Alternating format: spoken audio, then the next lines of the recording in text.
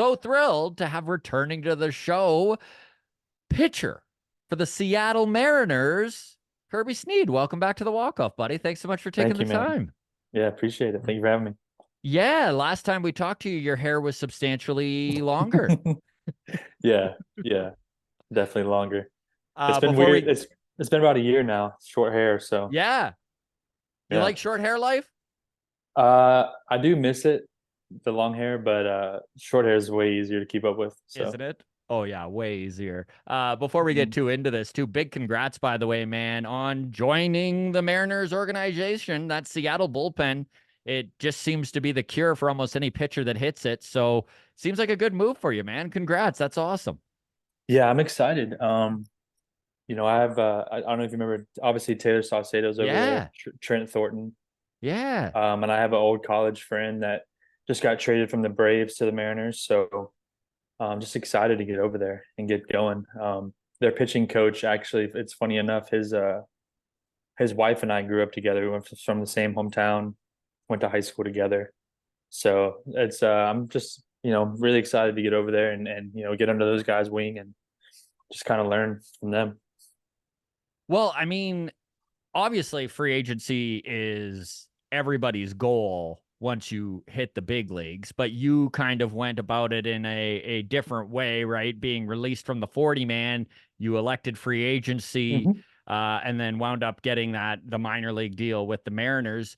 Can you take us through that process? Like, was it stressful for you? Um, I wouldn't stressful in a sense, but I think just it's like a new thing for me, Like Mm-hmm. I've been on a 40 man from, July of 2021 until, late October of this year, So I kind of just Yeah. was going through off seasons and seasons, just, going.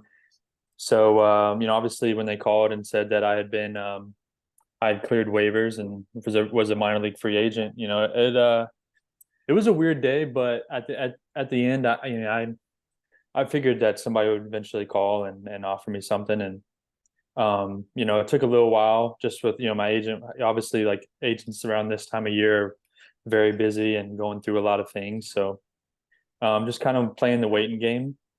But yeah, it was around like the second week of December. And my agent called and said the Mariners had offered me. And, it just kind of felt like a good place for me to land. I've heard a lot of good things and obviously have some old teammates that are over there. So I think Mm-hmm. just hearing through the grapevine how well they work with pitchers, just it was a pretty easy process. So I wouldn't say that. I think when they offered me the deal, I think within a week I had signed the deal with them. So yeah, just excited, man. I really obviously didn't want to be DFA'd by the A's. I had a lot of good friends and a lot Yeah. of good people over in that org, and I kind of had grown up in the big leagues with that team. Obviously I had a lot of good memories and stuff with the Jays as well. But, Yeah. my first full opportunity in the big leagues was with the A's. So, it just kind of sucks. Those 2 years kind of flew by, but at the end of the day, I'm just excited for the new opportunity. Well, it's kind of interesting because last time we talked to you, since that point, you have accumulated a lot of different experiences when it comes Yeah. to the major leagues. Like even just, I know last time we talked to you, you had kind of given the rundown of your major league debut and what it was like to just get into the fold with the Blue Jays and starting to be a regular piece in that bullpen. And then March 16 of 2022 rolls around. You're literally in spring training in Florida and you wind up getting traded for Matt Chapman along with Yeah. Kevin Smith and Zach Logue and Gunnar Hoagland. What was that like? Number one, what was it like just to be traded? Number two, what was it like to be a piece in a fairly major trade? And thirdly, how did you even find out about this? Were you let know about it before Twitter let you know? No, so obviously we had the lockout that year, and then the lockout ended. And I want to say we were in our third or fourth day of actual spring training. Like it actually, Mm-hmm. pitchers and catchers had started, and I think the position players had just shown up that day, if I'm not mistaken. And funny enough, I was getting ready to throw a live BP with Trent Thornton, and obviously the TVs in the clubhouse that whole morning had been showing, Chapman to the Blue Jays, Chapman to the Blue Jays. And so there's rumblings of, who's going, who's leaving, like who is it? Who is it? Just you never really think that you'll be traded. And I'll never forget sitting in my locker, just kind of mentally preparing for the live BP, and then Pete Walker walks in and says, "Hey, Ross Atkins wants to see you."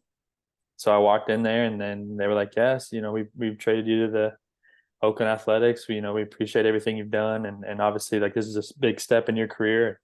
So it was a little overwhelming, honestly. That morning I woke up in Florida, and by 4 p.m. that afternoon, me, Logan, and Kevin Smith were heading on a plane to Arizona. So it was just kind of, it happened fast. It was almost fast, like so fast that I didn't really get to didn't really set in until, Yeah. the next morning I'm putting on like yellow sleeves for it to go out, So it was a weird experience, but I'm just thankful for obviously, the opportunity that the Blue Jays gave me to go to a young team and get some experience under my belt. And obviously the Oakland Athletics saw something in me and Logan, Kevin Smith. Unfortunately none of us are over there anymore, but just to be a part of that, that young group that's trying to Mhm. build, create a team, just being there for 2 years, I'm super thankful for it. I learned a lot about the game. I learned a lot about myself. So I can't be, anything but thankful to those people that, It got must me in have that position. been such a mixed bag of emotions, right? Like, Hmm. number one, it's like, oh, bummer. All my buds, the organization I've known my entire pro Yeah. baseball career, is shipping me off. But also, number two, like, Oakland obviously wanted me. So, Hmm. like, you were wanted, and to have the opportunity that Oakland allotted, right? I mean, there was just more of a chance for you to get some runway to actually be a big leaguer. Yeah. Uh, when you hit Oakland, did you know what to expect? So my good college teammate and longtime AJ Puck had been over there and obviously had Okay. played. He debuted in 2019, and me and him, I Yeah. talked to AJ once or twice a week. Keep up, and obviously we played a whole year together in 2022. But he kind of gave me the lay of the land and just what to expect, and he'd been through a lot with his injuries and just kind of battling his own demons and on the baseball field and stuff. So Yeah. um, one thing I will say about Oakland, man, is the people over there, like, they truly care. The just the clubhouse people, like the person that I, would drive every day to the field, and I would go through the gate, the guy there, just, I mean, just like people would just love the athletics, man. They love it. And so, that's what I'll miss the most about it. Just the family vibe that, the athletics have, obviously you see a bunch of negative stuff in the media, with the management and, the owners and stuff, and just, the stadium. But at the end of the day, man, like that it was an opportunity to play in the big leagues. So I can't really be anything but thankful for that opportunity. That's all I set out to do from, the last time we talked. I was grinding my way Yeah. trying to get there with the Jays. So just it's just a full circle moment, just being able to, be on my third team now, and just I think the thing that I am trying to do is just sit back and enjoy it. It just happened so fast. The Blue Jays seems like, 2 days ago I was in a Blue Jays uniform, then I was in athletics, and now, I'll be putting on a Mariners uniform this spring. So just trying to, obviously I want to play as long as I can and just, be the best pitcher I can be. But at the end of the day, I'm just thankful for the experiences that I've had within the last, 3 years. So Well, Kirby, you've probably seen the stat, but there are 23,000 people who have ever played Major League yeah. Baseball. I mean, you're in a pretty elite group, which is very cool. I'm a little curious about the life side of it, because you find out you're being traded from the Blue Jays to the A's. You're literally in Florida at spring training. Did you have any time to get anything together, or were you literally on a plane to Arizona, not even the place you're playing in, just to go to spring training like the next day? Like, was it that quick, or did they give you some breathing room?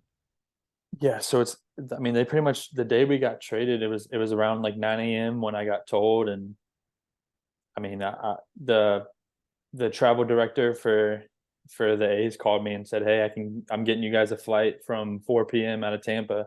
It was And that day. so, yeah, it Wow. was that day. So, and the funniest part of all of it was I was staying with a family friend, and because we had the lockout, so I didn't really know, it was just hard to Right. tell with like getting housing for spring. So fortunately, I was able to, kind of bunk up with a family friend who, she knew a little bit about baseball, but nothing, like, I mean, when I came home and I was just kind of like, "Hey, I'm so sorry, but like I have to pack up all my stuff and leave like right now." She's just like, What happened? Like, what is going on?"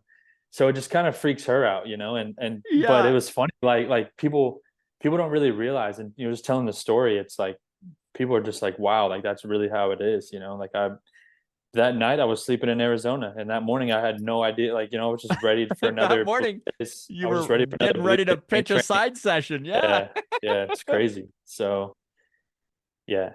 When you look back, obviously, just from the 5 minutes we've talked already, you obviously have some warm feelings towards Oakland and just the organization and what they did for you there. Curious, like what some of the big differences were between the way you were deployed in Oakland out of the pen and just in Toronto. Now I know it might not be a fair comparison because Toronto, you just weren't in the bullpen very long compared to Mhm. where you were in Oakland. But were there some major differences in the way you were used?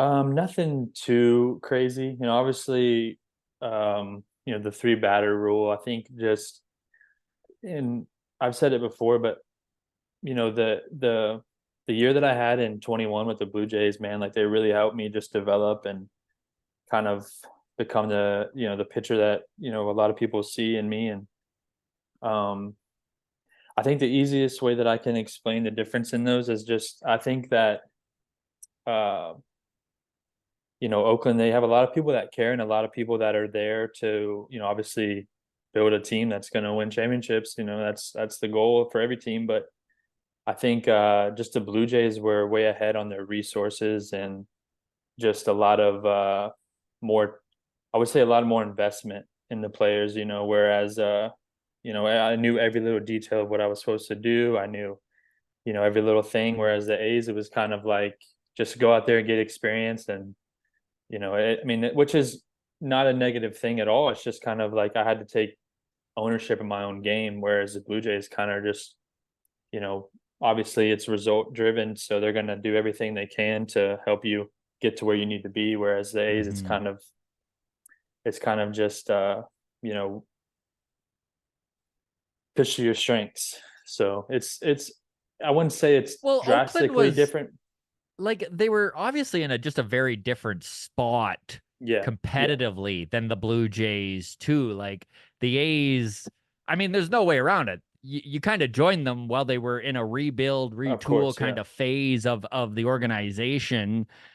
Like, does your mindset change as a player when you're playing for a rebuilding team than when you're playing for a competitive team? Yeah, I mean, you never wanna say that it does just because you always wanna compete and Of but, like, course.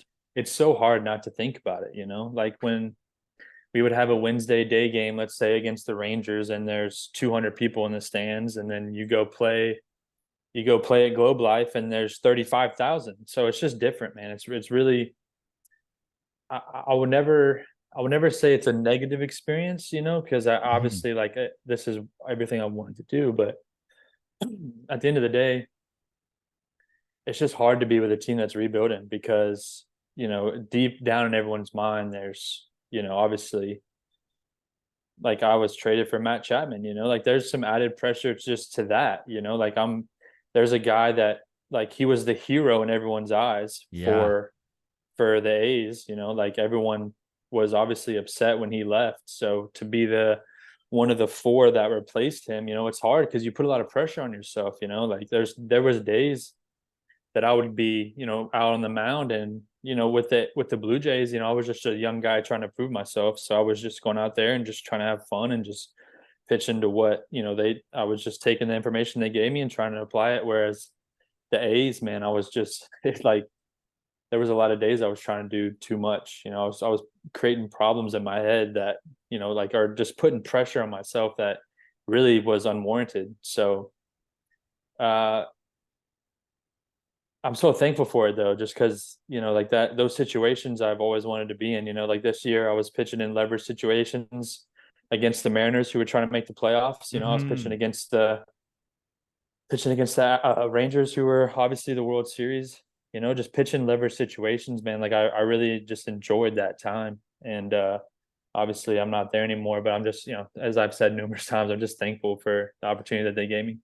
It's so interesting, Kirby, because you really were in Oakland during an incredibly tumultuous time in the franchise, right? I mean, Yeah. what was it like to be in a clubhouse while ownership is, I mean, to put it lightly, ownership's biggest goal was to get that franchise to Las Vegas. Yeah. And I can imagine as you go out and there's nobody in the in the crowd, and I'm not even blaming the fans. I can imagine if I was an Oakland fan, I'd be devastated, and it really was the only way they could protest. And even when they did come out, it was basically to chant "sell the team" to Fisher. Like, how did you guys as ball players deal with all of these outside obstacles that you literally had nothing to do with?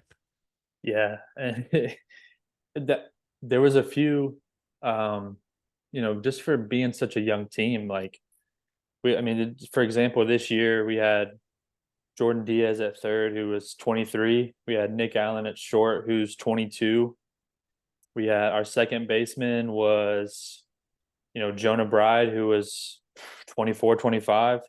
And first baseman, Noda, who's been with the Jays, like he was 27, 28. So it's just like, Nothing like you being 29 and being the old man, eh, Kirby? yeah, yeah. And it's just like you go through a lot of those. There's so many learning curves for everyone there, like it's tough, it's a lot. And that's, I mean, that's some of the guys that stayed there, some guys like Paul Blackburn has been there an A for life, guys who've been an A for life. It's just hard to see all those good players leave and then these new guys Hmm. come in. It's just like everyone got along, there's no turmoil in that aspect of teams, the team not getting along, but there was just this big elephant in the room of like, management is doing this and they're making all these moves. And it's just, it's so easy to get caught up in all that stuff, especially when you're in the big leagues because it's so amplified. But I think that's what all most of us had to learn, just to kind of tune that out and Hmm. just go out there and play. It was hard though. I mean, it's never easy when you're the worst team in the league, record wise, and it's just like everyone's learning, and you got teams, your whole division is trying to win it all, and then you're just there rebuilding. So it's tough, man. It's really tough, but I think the main message that those coaches there and all the vets like Stephen Vogt, my Hmm. 2022 was his last year, so just having him with all those young guys, it really helped. Just keep it a perspective of this is the big leagues and all you have to do is just perform. It's hard because that's with the rebuild, it's kind of like every man for himself while also trying to play for a team. You know what I mean? So Yeah. it's just kind of tough. It's tough, obviously, like it's easy to say that, oh yeah, I'll tune it out and I'll just focus on my, but there's an aspect of like we have to still be a team to win games. Everyone has to, we have to hit, we have to pitch well, we have to play defense.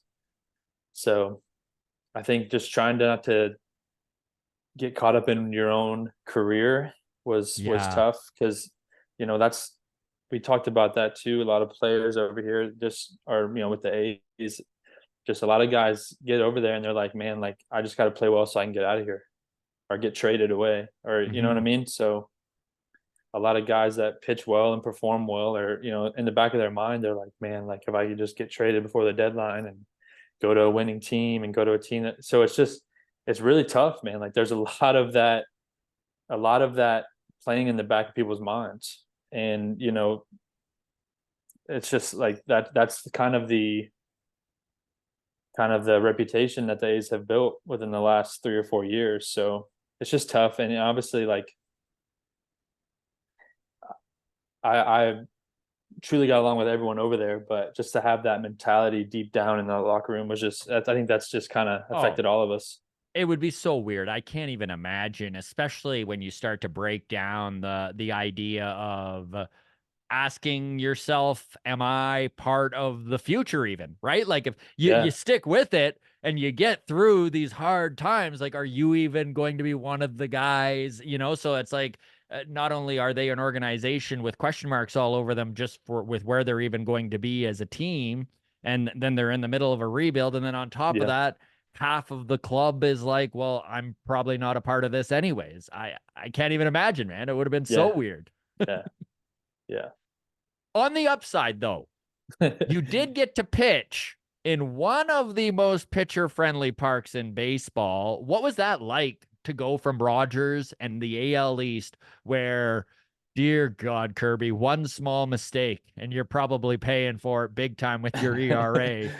A Yeah. little bit more breathing room in Oakland. Hmm. Man, it was cool. Just like, I think as soon as you get there, like for me being a new player, and like I was from Florida, I never watched the A's growing up. Like I didn't care about the A's. I didn't, not a bad. I just I watched baseball, but I didn't know anything about the A's. But Reggie Jackson and Ricky Henderson. That's about all I knew. So Mm-hmm. um, I think just getting there and just like obviously being in the Bay Area, it was so cool. There were so many things to do. I remember 2022, I was fortunate enough to make the team out of camp. And I want to say like our ninth and 10th game of that season, we played the Bay Bridge series with the Giants and us. And man, just like that experience right there was so cool. And it just makes you like get an appreciation for the game, getting to go on the West Coast and see all these stadiums that, playing, and like I say it a lot, but playing in Seattle was one of my favorite places to play. Just that the buzz, and obviously like the A's and the Mariners are kind of a rivalry, and Yeah. so I think, man, the Coliseum, obviously it's old and worn down, but I think just the history there, it was you like gain a appreciation for playing in that park. And obviously, like you said, I mean the place is huge. So a foul ball that would go 20 rows deep in the Rogers Center is being caught by our third baseman. So Yeah. it's kind of nice on that front. So yeah, I mean I really enjoyed it. Like I really did. The weather was always great. We never had a day where it was too hot or too cold, or so. I mean, I really enjoyed it. And obviously our division was so tough to play in, and I'm still in it now, the AL West. Yeah. But I think just being a part of that A's history, and like obviously I'm not with them anymore, but let's say if they make the playoffs in 2 or 3 years, it's just nice to know that I was somewhat part of that little rebuild. And obviously I still have a lot of people over there that I keep in touch with, and coaches that whenever I see them, I'll speak. And Mm-hmm. so there's lifelong friendships that I'll have from that experience. But yeah, the Oakland Coliseum, just to be a part of that history was really cool. Now, history aside, how bad a shape is the Coliseum in? Yeah, it's in pretty bad shape. I mean, the Okay, you're field, like, the yeah, field, like the field surface is great. It's one of the best. Like it's the field people there were awesome. And yeah, but just like the stadium, man, it's so worn down. And like our bullpen is just old. And it's yeah, it was, I mean, you always, there's like, it's like 50-50 experience, like there's half you that's like, man, I'm in the big leagues, like I'm playing here every time, I'm doing everything I wanted to do. But then you see, like people playing, like guys who play for the Rangers, Houston, yeah. You go to Mariners. T-Mobile and then you go to Yeah. Globe Life, and you're like, Yeah. oh, Yeah, exactly. We'll go play in Atlanta and it's like, wow, this stadium is amazing, and so I think we kind of have like the team kind of had like a little joke throughout those seasons, and it was just like, man, like the A's are like, we're grinders, man. Like this is the toughest place to play, for facilities. So I think it's just like, there's a little bit of that like underdog mentality whenever you're put on an A's uniform, like obviously everyone's going to give their best, but there's still that little like, we're underdogs, people don't want to come like that. We always joked about that because like in 2022 when the Astros would come into town, like we would take 2 out of 4 or 2 out of 3 from them, and they're like, nobody wants to play here. Like you can Yeah. see it. You can see it in their faces in the visiting dugout. It's like, oh, I have to go to Oakland this week. You know what I mean? So I think just that aspect, it kind of gives people some, just that little underdog mentality, like I said. So And you're in North Carolina right now. Are you in full ramp up mode right now? Are you throwing every day? yeah, throwing every Yeah. day, throwing bullpens. Yeah, just kind of getting ready for season.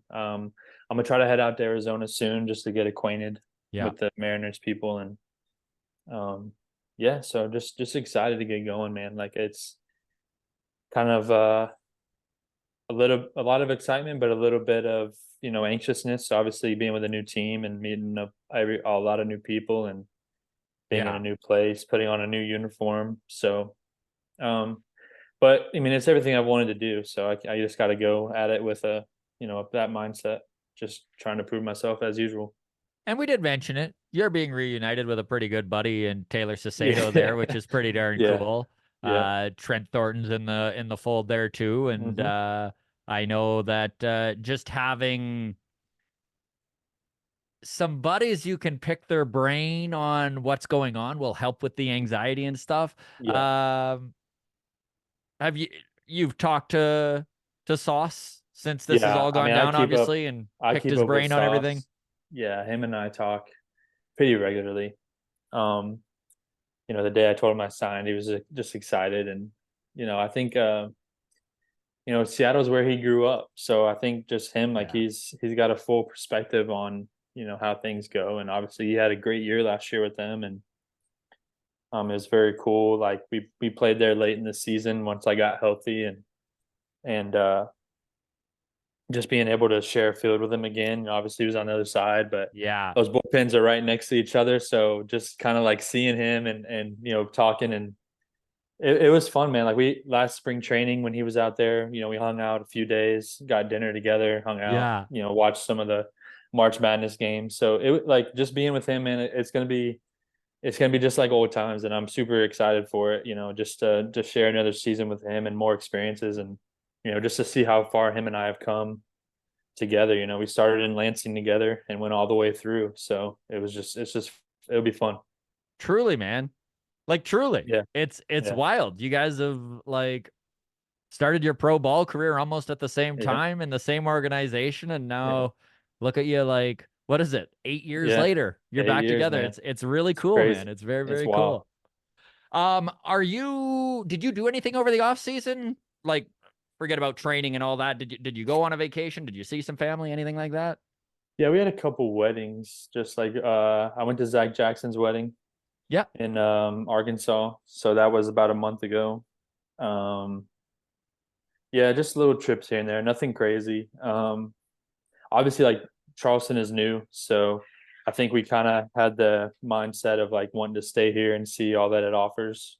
Yeah. Not too many big trips. And obviously we'll be out west, so I think maybe when the season's over, we might do like a little Hawaii trip or something like that, just since we'll be over there on the West Coast. Just try to see something. I mean, there's so much more to see out there that I haven't seen. So, Hey, if you could do yeah, Hawaii on a 4 hour flight instead of a 12 hour yeah, flight, do it, yeah, buddy. yeah, exactly. So, How are you on time, my friend? I've got some listener questions here for you. You got another five in you? oh yeah, of course. Yeah. Okay, sweet. Honestly, Kirby, really appreciate you taking the time to Yeah, sit down thank with you, us, man. man. Always like having you on the show here. Okay, so this first listener question is from Discord. It was from Jenna, and she says, "That's awesome. Kirby's coming back on the show. Loved when he was in the Blue Jays bullpen. Can you ask him what made him decide to cut his hair? It was magnificent." um, I I kind of just woke up one day and I was like, man, I'm so tired of dealing with this hair. I love it, but I think the only time I really wore it down was when I was pitching. So it wasn't like I Mhm. was always, flashing it off. But yeah, I just went to spring training one day and there was a barber there cutting everybody's hair, and I had like 30 minutes to spare, and I was just like, you know what, I'm gonna do it. And so I go sit down in the chair, and like 6 guys walk by They and loved see it, me right? sitting in the chair, and they're like, "Whoa, what is going on?" So, yeah, it was cool to see. Like, obviously, once the hair was all chopped off, I just felt like a new person. So, Yeah. but yeah, I mean, I do miss it, just like having it, and obviously, like a lot of people know me for my hair. So, my parents came to some games this season, and they were like, "It's so hard to know like when you're warming up now because like usually I could just tell because of your hair." Yeah. But yeah, so I mean, it's kind of Well, funny, it was like kind seeing, of funny because I was watching the A's had put together like some clips of guys getting asked questions, and one of the questions was who has the best hair in the clubhouse, and all of them were yeah, like, "Well, it used to be Kirby, curvy, yeah, but yeah." yeah, yeah. Yeah, a lot of those like the PR people, whenever I like walked out of the locker room and like didn't have the hair, they were like, "Whoa!" Like they were all like, "Holy crap!" So it was funny. All right. So this one is from Riley on Twitter. He says, "Hey Kirby, glad you're back on the walk off. Curious, what city has the best nightlife, Oakland or Toronto?" Oh, that's tough. Uh, well, I have to say Toronto because Oakland's nightlife it's a lot different, I would say, but Toronto probably has the best nightlife just because of the city and how big it is, whereas Oakland is not as Oakland is just way more spread out. Right. Most nights that I would go out, I'd probably get dinner or go see things. That I'd always go to San Francisco because they're so close to each other. So there's a lot like better places to eat and stuff like that in San Francisco, and it was also like a lot cooler scene. I would say. Yeah. But yeah, like I would It definitely. I is mean, I do wild. miss. San Fran's right there, eh? Like Yeah, I can imagine. I know you brought it up, but man, when you got to go play San Fran, that is so cool. That had to have been so yeah. No, it crazy. was so much fun, man. The stadium was full. Even when they would like when the Giants would come play us, the stadium would get packed out. It was probably 60% Giants fans, but still, like it was Yeah. so much fun to play in that environment. But yeah, I do miss Toronto though, man. Like the A's or excuse me, the Mariners play I think late April there, so I'm hoping somehow I can get up there to make that trip. Yeah. Yeah, But me too, I man. It miss would be I miss the very Rogers cool. Center, man. Like that pitching in that stadium was so cool, and obviously the buzz that the fans have given that city the last 3 or 4 years has been great. So This leads into our final question beautifully here. It's from Darren on Patreon, and he reached out and said, "Kirby, exclamation mark. Loved you signed with a relevant team." No offense to the A's, obviously. Have you had a meeting with Seattle as to their plans for you yet? I hope you're in the pen in early April when the Mariners are in Toronto. It would be great to have you back in the big smoke. yeah, um, I said before on the podcast, but their pitching coach, his wife and I had Pete Woodworth. His wife and Mhm. I actually grew up together. Like I've known her for years, family friend. Um, Pete Woodworth actually coached at Florida Gulf Coast, who was a little baseball program down in Fort Myers. We played them at Florida my junior year, and he was the pitching coach there. And then went my first year in Lansing. He was in uh, Clinton, Iowa, which is where the Mariners low A is. So I Right. saw him there. So I mean, like he's kept up with me through the years, and we've talked baseball for years and years, and he obviously knows my repertoire and what I do. So I've talked to him a little bit. He's got a 2 year old and like a 4 or 5 month old right now, so he's got a lot to Right. deal with the off season. Obviously, that takes up all of his free time. But once we get to spring, man, I'm just ready to obviously be around him and pick his brain. And I've from what I've heard and read, there's a lot of good smart people over there. So I haven't actually sat down and had that discussion yet, but I assume as soon as I get to Arizona, well, I'll have it. So Well, we're very excited for you, Kirby. Honestly, man, so proud of you. Congratulations on the last couple of years of success. Congrats on getting signed with the Mariners. And I have no doubt you'll be in that pen soon enough here. So, again, thanks for joining us, buddy. And I look forward to the next time. yeah, appreciate it anytime. Thank you.